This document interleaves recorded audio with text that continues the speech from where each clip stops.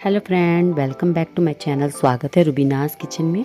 आज हम बनाएंगे बहुत ही स्पेशल ढोड़ी, जिसे बेसन का लड्डू भी कहते हैं, लेकिन ढोड़ी के नाम से ज़्यादा फेमस है। तो आज इसे हम बनाना दिखाएंगे घर की रखी हुई चीज़ों से। इसमें कुछ भी मैंने बाहर से मंगा के स्पेशल नहीं डाला, ये सब चीज़ें घर में ही होती हैं मौजूद। तो काजू बादाम मेवा सभी मंगाते हैं हर महीने, तो उनमें से मैंने थोड़ा थोड़ा सा ये निकाल करके अलग कर लिया है।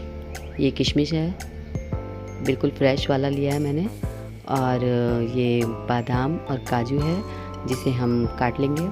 और ये थोड़ा सा मेरे पास नारियल रखा हुआ था टुकड़े में, तो इसे भी हम कट कर लेंगे। और इसके छिलके उतार के काटिए या फिर ऐसे ही। ये पोस्ते का दाना है, एक काला वाला तिल है, ये सफ़ेद वाला तिल है। और अगर आपके पास इन सभी को चाहें तो वैसे तो आजकल फ्रेश मिल रहे हैं ये सभी मार्केट में, लेकिन आप चाहें तो इसे अच्छे से कपड़े से रगड़ के पोंछ लें। समर सोख चाहे तो इसके अंदर डाल लें, वो बिल्कुल पोस्ते के दाने की तरह काला दिखता है, तो उसे डालेंगे तो आप और भी ज़्यादा अच्छा दिखेगा। तो सबसे पहले मैंने लिया है ये 2 करछुल आटा इसी करछुल से, और इसे अच्छे से भून लिया है।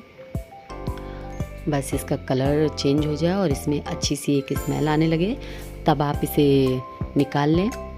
तो ये मैं देर से भून रही थी, आप धीमी आंच पे भुनिएगा और इसे जलाइएगा नहीं।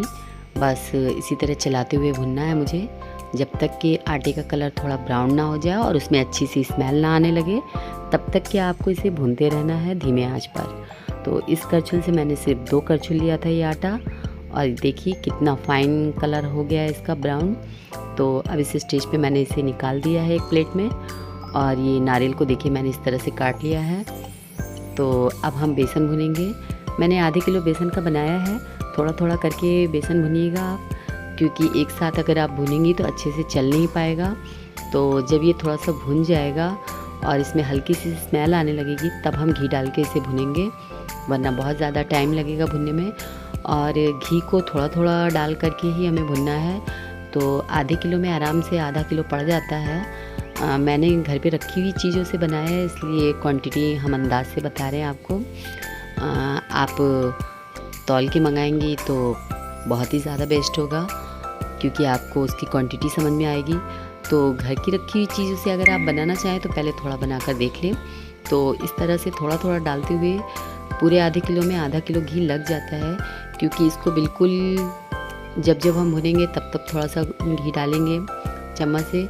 और इतना घी इसके अंदर होना चाहिए कि ये जो पाउडर में है मेरा बेसन, वो बिल्कुल लिक्विड में हो जाए, बिल्कुल हलवे की तरह गीला हो जाएगा घी से। तो सिर्फ आप देसी घी में ही बनाइएगा इसे, रिफाइन में नहीं बनाइएगा। रिफाइन में बन सकता है, लेकिन उससे मुट्ठी नहीं बनेगी, मतलब कि लड्डू फूट जाएगा अगर आप रिफाइन में इसे बनाएंगी। तो इसका मेन ट्रिक यही है कि आप इसे देसी घी में ही बनाएं। देसी घी में स्वादिष्ट भी होता है मीठी चीज़। तो ये देखिए थोड़ा थोड़ा करके काफ़ी हद तक के मैंने इसमें घी डाल दिया है। अभी भी ये रूखा ही दिख रहा है, तो इसमें और घी पड़ेगा। और हम पूरी क्वांटिटी आपको इस तरह से वीडियो में दिखा नहीं सकते, तो धीरे धीरे करके मैंने इसमें काफ़ी कुछ घी डाल दिया है। तो आधा किलो आप सोच सकती हैं कि भुनने में आपका आधा किलो से ज़्यादा भी घी लग जाएगा। तो कोई इसमें ये नहीं है, आधा किलो से ज़्यादा भी घी लग सकता है। और बराबर करछुल से मसलते हुए मुझे इसको भुनना है।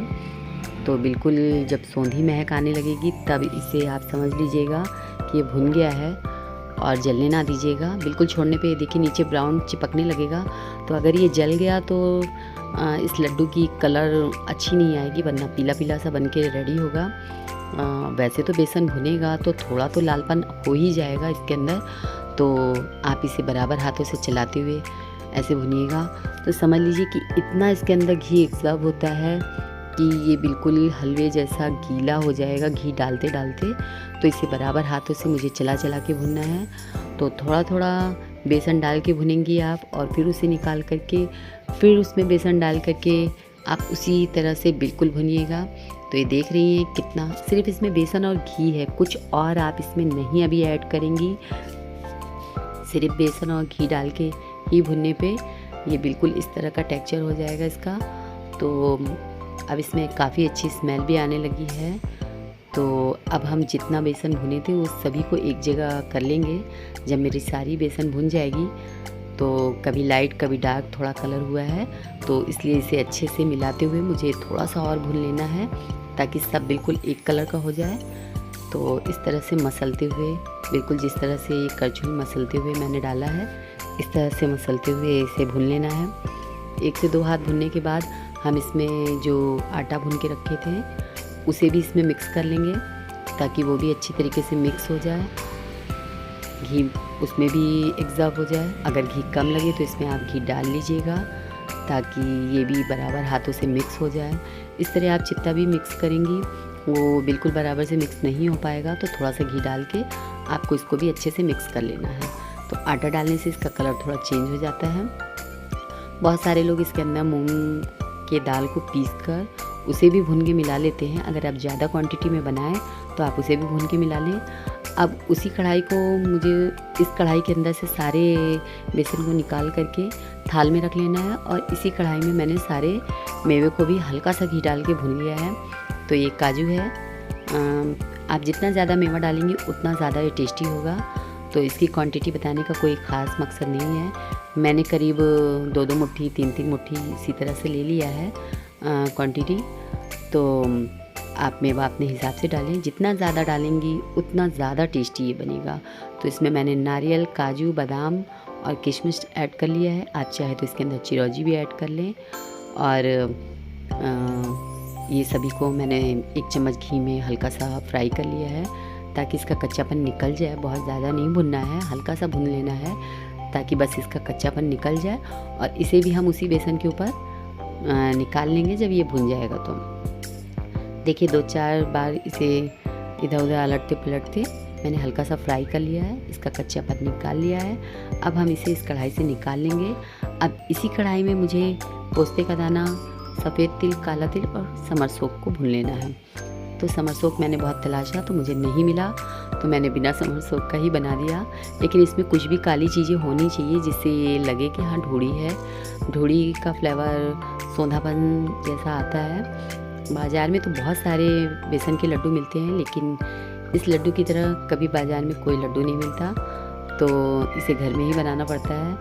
तो ये देखिए सारे मेवे को मैंने इस बेसन के ऊपर निकाल लिया है। अब उसी कढ़ाई में मुझे पोस्ते का दाना, सफ़ेद तिल, काला तिल मैंने डाल लिया है। आपके पास समरसोक हो तो आप ऐड कर लीजिएगा प्लीज़, उससे और भी ज़्यादा अच्छा टेस्ट आता है। तो मैंने इन सभी को थोड़ा सा यूं ही रूखा भून लिया है। इसमें किसी किस्म का कोई घी नहीं डालिएगा। और आजकल तो मॉल में फ्रेश मिल रहा है तो इसे साफ़ करने की ज़रूरत नहीं। अगर आपके पास पहले का रखा है तो आप उसे अच्छी तरीके से साफ़ कर लीजिएगा पोंछ कर। और ये जब चिटकारे लेने लगेगा, जब इसमें से सौंधी महक आने लगे और इसका कलर हल्का सा चेंज हो जाए, तब आप इसे उतार लीजिएगा। बहुत ज़्यादा नहीं भुनना है वरना जले जैसा स्मेल आएगा इसमें से भी। तो ये देखिए इसकी कलर चेंज हो गई है, थोड़ा सा स्मेल भी इसमें अच्छी सी आने लगी है। तो अब हम इसे स्टेज पे से बंद कर देंगे और इसे भी उसी बेसन के स्टफिंग पर उतार लेंगे। तो अब हम इसमें शक्कर की ज़रूरत है इस लड्डू में। तो शक्कर को हम बूरा बना लेंगे, मतलब कि पीस लेंगे। ये बाज़ार में पिसा हुआ शक्कर भी मिलता है, आप चाहें तो उसे भी डाल सकती हैं, लेकिन मैंने घर पे ही इसे पीस के बना लिया है क्योंकि घर की रखी हुई चीज़ों से हम बना रहे हैं। और इसे छन्ने से हम छान लेंगे। तो ये देखिए थोड़ा थोड़ा सा शक्कर लेकर के हम इस तरह से छान लेंगे और ये जो मोटा वाला शक्कर है इसे हटा देंगे, वरना लड्डू में हल्का सा कुरकुरापन आ जाएगा तो वो अच्छा नहीं लगेगा, उससे टेस्ट मगदड़ का आ जाएगा। तो इसमें पूरी तरह से प्योर पाउडर की ज़रूरत है। तो अब हम इसमें ये पाउडर मिला देंगे, लेकिन एक चीज़ का आप ध्यान रखिएगा कि ये मिश्रण ठंडा हो जाना चाहिए। ठंडा होने पे ही मिलाइएगा, बस हल्का सा गर्म हो, इतना कि हाथ सह सके। बहुत ज़्यादा गर्म होगा तो ये शक्कर जो है भड़क जाएगा इसमें जाते ही और फिर हमारा लड्डू बंध नहीं पाएगा। तो मुझे ठंडा करने पे ही इसमें शक्कर को मिलाना है। और एक इसकी ख़ास ट्रिक है कि इसे बहुत ज़्यादा मसलना है। शक्कर डालने के बाद अपनी हथेलियों से दोनों हाथों से मसलते हुए इसे बिल्कुल मिक्स कर लेना है बेसन में शक्कर को, जिससे बेसन तो मेरा हल्का सा गुनगुना है, तो शक्कर बहुत ज़्यादा गर्म नहीं होना चाहिए, इस चीज़ का आप ध्यान रखिएगा। तो शक्कर में इसे डालते ही मुझे खूब मसलना है, जिससे शक्कर में जो नमी होती है वो बेसन में मिक्स हो जाए, एब्ज़ॉर्ब हो जाए। और इस तरह से बांधते हुए हाथ से मुझे इसको लड्डू तैयार कर लेना है। तो इतना मस लें कि उसमें से घी बाहर आने लगे। घी और शक्कर की नमी से ये लड्डू बनकर तैयार हो जाएगा। इस तरह से जब तक ये बंधे ना तब तक कि आपको इस तरह से हाथों में गोल गोल घुमाते रहना है। और इस तरह से देखिए मैंने एक काजू ऊपर कर लिया है ताकि ये मेवा दिखाई दे इसमें। और इसमें एक हाथ से लड्डू नहीं बनाया जाता है, दोनों हाथ की ज़रूरत होती है। तो प्लीज़ घर में और लोग हैं तो उन्हें भी शामिल कर लें इस लड्डू को बनाने के लिए, क्योंकि अकेले अगर बनाएंगी तो ऐसी रूखी लड्डू तैयार होगी।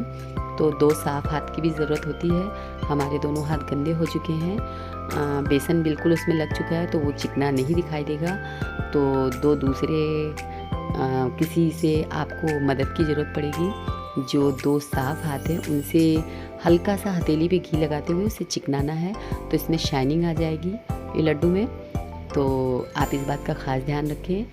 तो इस तरह से इस लड्डू को बनाते हैं। अगर आपको हमारी इस ढोड़ी की रेसिपी पसंद आई हो तो प्लीज़ इसे लाइक करें, सब्सक्राइब करें, बेल बटन दबाना बिल्कुल ना भूलें ताकि मेरी नोटिफिकेशन आपके पास जल्दी आए। Thank you friend, bye.